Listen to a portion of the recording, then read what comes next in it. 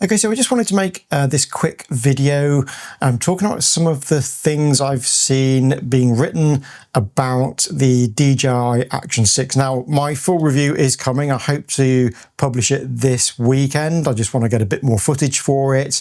But I just want to look at some of the things that are being said, and there seems to be quite a bit of, for want of a better word, nonsense being spoken about the camera.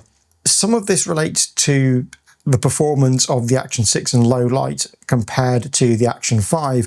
And I've seen a fair few comments. In fact, I've even seen videos by some prominent YouTubers on this, saying that the difference in low light performance between the Action 6 and the Action 5 is simply just a software update. The DJI has just done a firmware update for the camera and it's a fudge.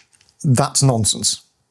I just want to say that off the bat. That's complete and utter nonsense. And do you know how I can tell you that?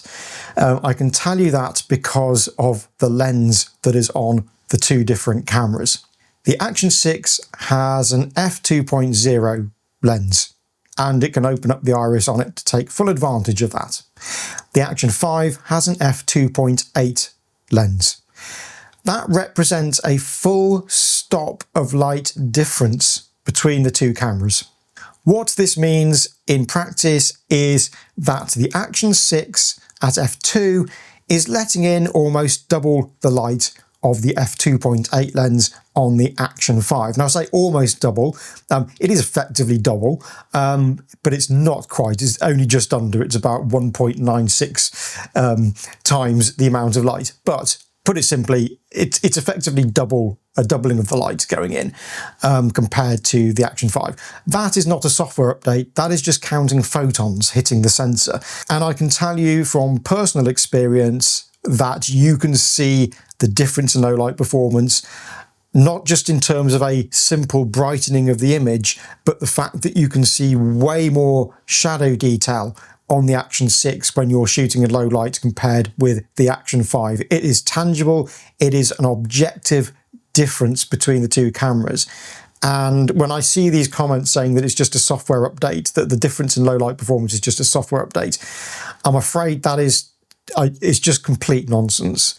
There are other ways in which it manifests itself as well, because at f2 in the super night mode, the Action 6 can then use a faster shutter, which means that its stabilization is better in the super night mode than on the Action 5 as well. And again, this is something I'm showing in my video. You can see for yourself when I release this review video. It is an objective difference between the two cameras. It is not a software update. Something else that I've come across is people saying that actually the sensor on the Action 6 is the same sensor as the Action 5. No, it isn't. I saw one post in reply to me on one of the forums saying that they had done a teardown of the Action 6 and they found that the sensor had the same model number and whatever else on it. I need to see pictures, otherwise that didn't happen. The sensor on the Action 6 measures 9.8mm by 9.8mm. It's a square sensor. The sensor on the Action 5, as far as I'm aware, is a 4x3 sensor. The sensor on the Action 6 is very, very marginally narrower in terms of width than the Action 5, but it is taller. It also has a very slightly reduced resolution horizontally compared with the Action 5 sensor as well. Therefore, it is not the same sensor. It is not the same model of sensor. It is not the same sensor.